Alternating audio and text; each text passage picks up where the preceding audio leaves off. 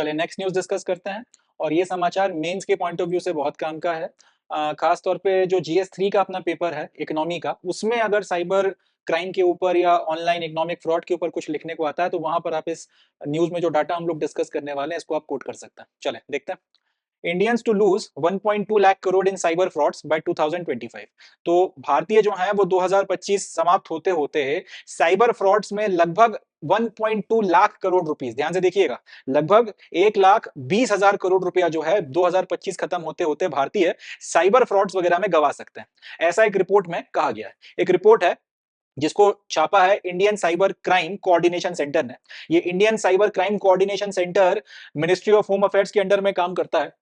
उन्होंने पूरा स्टडी किया है अभी इंडियन फाइनेंशियल मार्केट किस तरह से चल रहा है, किस तरीके से भारत में फाइनेंशियल फ्रॉड्स किए जा रहे हैं, क्या किस तरीके की मॉडलस ऑपरेंडी का इस्तेमाल किया जा रहा है, क्या क्या जो है सबसे पॉपुलर मेथड्स हैं। इन सब चीजों को स्टडी कर कर एनालिसिस करने के बाद में उन्होंने बोला है कि लगभग लगभग 2025 खत्म होते होते भारतीय जिस तरीके से ऑनलाइन फ्रॉड का शिकार हो रहा है उसके चलते 1.2 लाख करोड़ रुपीस, या फिर यूं बोल सकते हैं कि भारत की अभी की जो जीडीपी है उसका लगभग 0.7% जो है ऑनलाइन फ्रॉड्स में गवा सकते हैं। ऐसा जो है इनका कहना है, ऐसा इन लोगों का मानना है।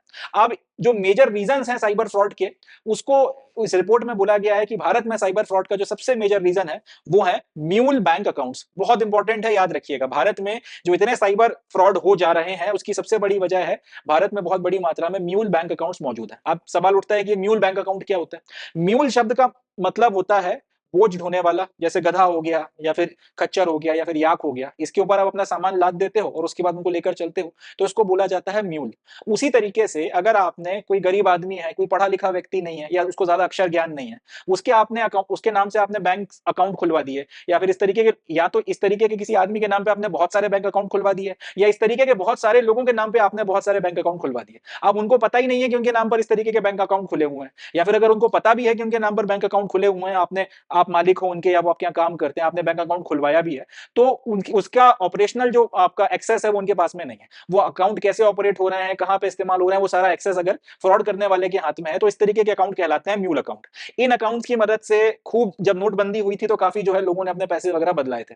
जैसे सपोज कर लें कि नोटबंदी हुई, अब एक सर्टेन लिमिट लगी हुई थी, उससे ज्यादा पैसे अगर आपने डिपॉजिट किए अपने अकाउंट में तो आपसे पूछा जाएगा कि भाई इससे ज्यादा पैसा कहां से आया आपके पास में। आपके इनकम टैक्स रिटर्न में आप अपनी कुछ अमाउंट बता रहे हो, यहाँ पे कुछ और कहानी निकल कर आ रही है। तो उससे बचने के लिए लोगों ने क्या किया कि अपने जो इस तरीके के नौकर्स हो गए, सर्वेंट्स हो गए,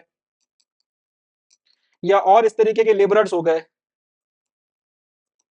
इनके अकाउंट्स में वो पैसा डलवा दिया और उसके बाद में थोड़ा बहुत उनको कमीशन देकर बाकी सारा पैसा अपने पास में ले लिया। तो इस तरीके के जो अकाउंट्स होते हैं वो म्यूल अकाउंट्स होते हैं। जो उसका ओरिजिनल ओनर होता है उसे पता ही नहीं उसके नाम पे अकाउंट है, और अगर पता भी है तो उसका ऑपरेशनल एक्सेस नहीं रखता।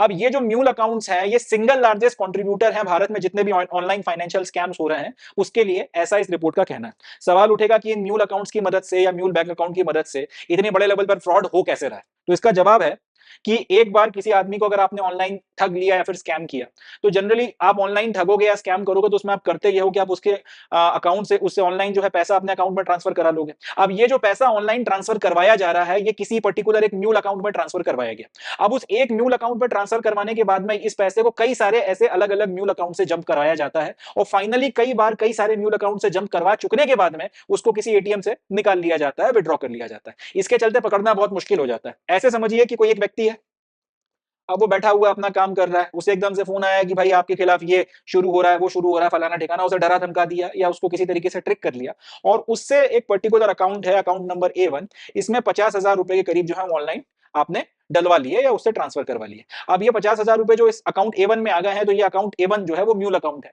इसके बाद में इस 50,000 रुपए को एक दूसरा अकाउंट है A2, उसमें ट्रांसफर करवाया जाएगा। फिर एक तीसरा अकाउंट होगा A3, उसमें ट्रांसफर कराया जाएगा। कराते कराते ऐसे 15-20 अकाउंट्स से घुमाने के बाद में पता चला एक अकाउंट है A25, उसमें ये पैसा आ गया। अब ये जो A25 अकाउंट है, इसका जो डेबिट कार्ड है, उस डेबिट कार्ड की मदद से किसी एटीएम से जाकर, लोकल किसी एटीएम से जाकर पैसा निकाल लिया जाएगा, और इसके बाद में ये लोग गायब हो जाएंगे काफी। और ये जो अकाउंट, या तो ये बैंक अकाउंट बंद हो जाएंगे, और अगर बंद नहीं भी हुए हैं तो फिर जिनके ये बैंक अकाउंट है उनको पता ही नहीं होगा कि उनके नाम पर ये बैंक अकाउंट चल रहा है। आप इन्वेस्टिगेट करते हुए उनके पास पहुंचोगे तो A1 वाला बोलेगा कि भैया मुझे पता ही नहीं है मेरे नाम पे बैंक अकाउंट चल रहा है, और यही कहानी A2 A3 ऐसे करते करते A25 वाला भी जो है यही गाना गाएगा या यही रोना रोएगा कि मुझे पता ही नहीं है मेरे नाम पे सारी चीजें हो रही हैं। अब या तो आप इस गरीब आदमी को परेशान करो जिसका कोई लेना देना नहीं है इस चीज से, जो खुद स्कैम हो रखा है, या फिर इस केस को बंद करो क्योंकि अब कुछ और किया ही नहीं जा सकता, आप उसे ट्रेस नहीं कर पाओगे। तो इस तरीके से जो है ये फ्रॉड वगैरह काफी बड़े लेवल पर हो रहा है। अब ये स्कैम कितने बड़े लेवल पर चल रहा है, आप इसको ऐसे समझें कि जितनी भी इन्वेस्टिगेटिंग एजेंसीज हैं, ये डेली इस तरीके के लगभग 4000 के करीब म्यूल अकाउंट जो है रेगुलर पर डे जो है इस तरीके के 4000 म्यूल अकाउंट्स ये लोग रोज आइडेंटिफाई कर रहे हैं। अब ये कैसे कर रहे हैं, वो लगातार एनालाइज कर रहे हैं कि ऐसे कौन से अकाउंट्स हैं जिनसे लगातार जो है पैसा एक बार आता है उसके बाद लगातार जंप करवाया जाता है रैंडमली, कहीं से भी इनमें जो है 50,000 60,000 या एक बड़ी अमाउंट आ जाती है और उसके बाद कई बार इस पैसे को, इसका जो ओरिजिनल अकाउंट है जहां पे ये पैसा आया है वहां से कई बार जंप कराया जा रहा है।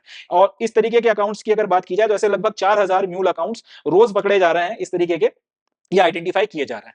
कई बार इंटरनेशनल या फिर ओवरसी एटीएम्स का भी इस्तेमाल किया जाता है इन म्यूल अकाउंट्स की मदद से पैसा जंप कराते कराते फिर एक पर्टिकुलर अकाउंट के बाद में ऑनलाइन आप पैसा बाहर भिजवा देते हो और आप निकाल लेते हो, या फिर जो हमारे भारतीय बैंक है इनकी जो बाहर शाखाएं चल रही हैं वहां पे फिर आप अपने इंटरनेशनल जो डेबिट कार्ड है उसका इस्तेमाल करते हो और उसकी मदद से फिर पैसा इन म्यूल अकाउंट्स में से पैसा निकाल लेते हो। खास तौर पर यह चीज दुबई, हांगकांग, बैंकॉक और रशिया में हो रही है। अब इंटरेस्टिंग बात यह है, दुबई हो गया, हांगकांग हो गया, बैंकॉक हो गया, रशिया हो गया, यहाँ पे बड़ी मात्रा में भारतीय काम कर रहे हैं। तो फिर वही बात आ जाती है, जो भारतीय हैं जनरली मीनियल जॉब्स कर रहे हैं। अब फिर हो सकता है कि इनमें से भी बहुत से लोगों को स्कैम करके इनके नाम से भारत में म्यूल अकाउंट्स खुलवाए गए हैं ताकि ये भी बाहर बाहर अगर काम कर रहे हैं तो सुरक्षित रहें जब तक ये भारत नहीं जा रहे हैं और सामने वाले का स्कैम भी जो है वो उजागर ना हो। इस तरीके के भी जो खेल है यहाँ पर देखने के लिए हमको मिल रहे हैं।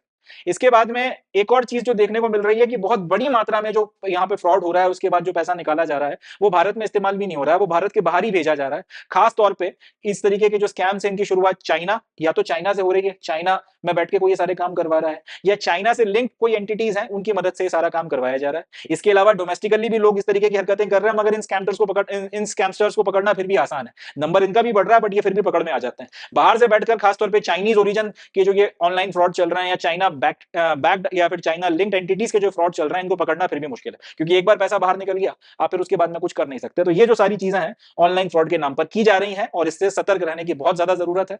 आपके भी आसपास अगर इस तरीके के लोग हों जो ज्यादा पढ़े लिखे ना हो, जनधन में अकाउंट खुलवाया है, उनको ज्यादा पता ही नहीं है कैसे क्या हो रहा है, तो उनसे इस बारे में थोड़ा पूछिएगा, उनको भी आप कह सकते हैं सचेत करिएगा कि भाई इन सब चीजों का ध्यान रखें, इस तरीके किसी मसले में ना पड़े।